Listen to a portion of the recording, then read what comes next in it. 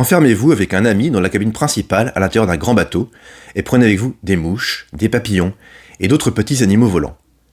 Avec le bateau à l'arrêt, observez soigneusement comment les petits animaux volent à des vitesses égales vers tous les côtés de la cabine. Lorsque vous aurez observé toutes ces choses soigneusement, faites avancer le bateau à l'allure qui vous plaira, pour autant que la vitesse soit uniforme, c'est-à-dire constante et ne fluctue pas de part et d'autre. Vous ne verrez pas le moindre changement dans aucun des effets mentionnés, et même aucun d'eux ne vous permettra de dire si le bateau est en mouvement ou à l'arrêt. C'est en ces termes que Galilée expose ce qui sera érigé en principe que bien plus tard, la notion de relativité. Mais en quoi est-ce nouveau ? Eh bien, pour notre première vidéo sur l'histoire de la notion de relativité, nous nous intéresserons tout d'abord à la conceptualisation du mouvement chez Aristote.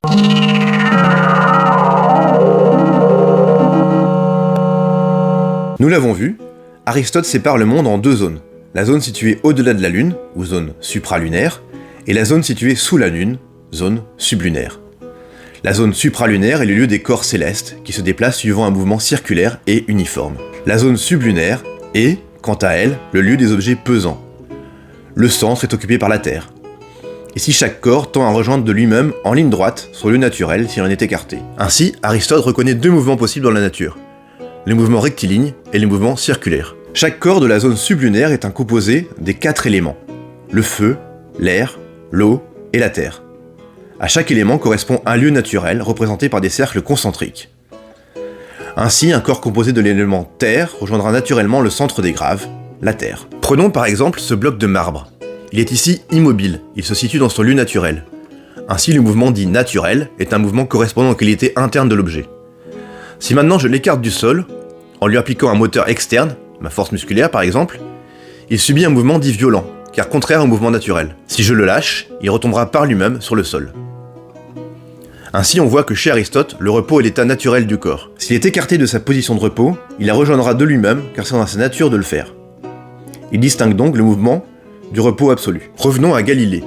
L'extrait que je viens de vous lire au début de cette vidéo est tiré de son dialogue sur les deux grands systèmes du monde, publié en 1632.